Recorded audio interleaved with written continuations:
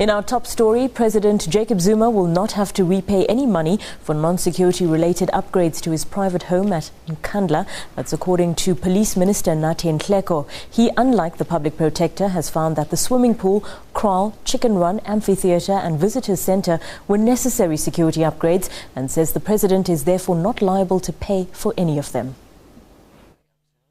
It's been 4 long years and many debates over whether or not President Jacob Zuma and his family had indeed unduly benefited, as per the public protector's findings, from the 246 million rand security-related upgrades to his private home. Now, Police Minister Nathi Nhleko hopes to put the matter to rest. He's found that the swimming or fire pool, kraal, chicken run, amphitheatre and visitor centre disputed by the public protector are in fact necessary security features.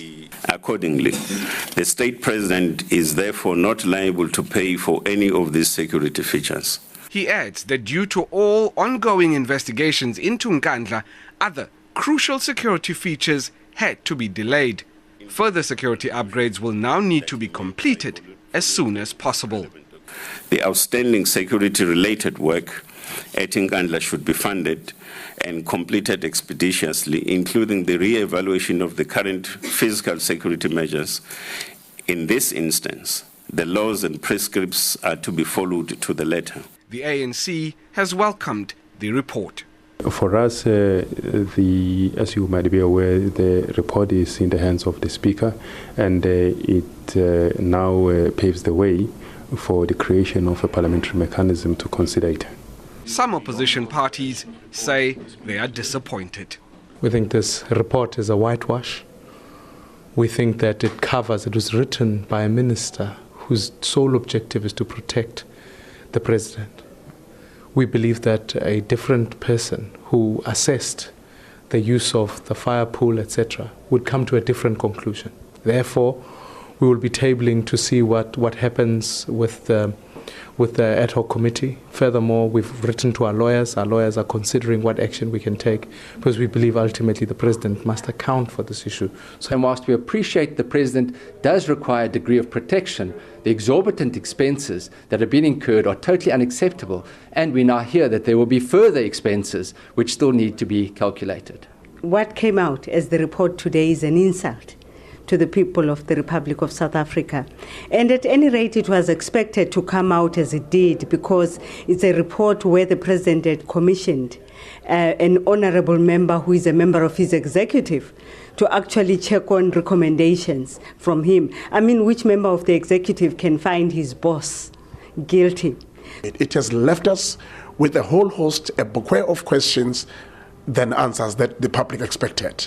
It was not for the minister to decide whether the president has to pay or not. That determination had already been made by the constitutionally empowered person, the public protector.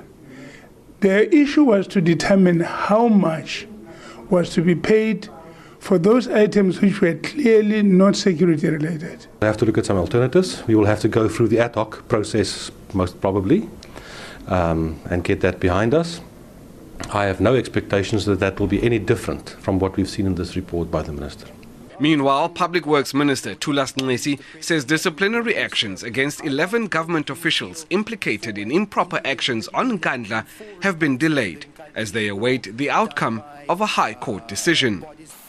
We are ready to proceed with the remaining 11 matters affecting those 11 officials, and we await the conclusion of the High Court proceedings.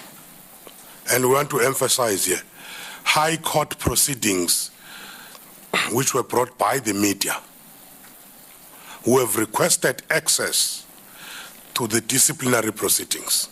The report, which has now been tabled in Parliament, will be referred to the ad hoc committee on Nkandla, which is expected to sit soon.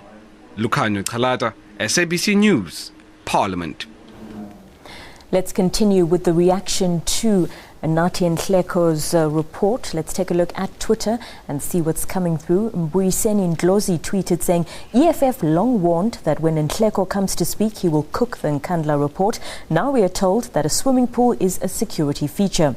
Bantu Holomisa tweeting, let's go out and educate our citizens that the ANC celebrates and condones corruption. Tony Leon says Nhleko's performance, a case of see no evil, hear no evil, but not convincing on the third part of that old saying. And Kamva tweeting, should determine how much he should pay. I'm confused. Madonsela and Nhleko seem to have been given different mandates. That's some of the reaction coming through on Twitter. Now, if you missed the details of the Police Minister's report, you can visit our website, www.sabc.co.za/news, and you can click on the link to watch it.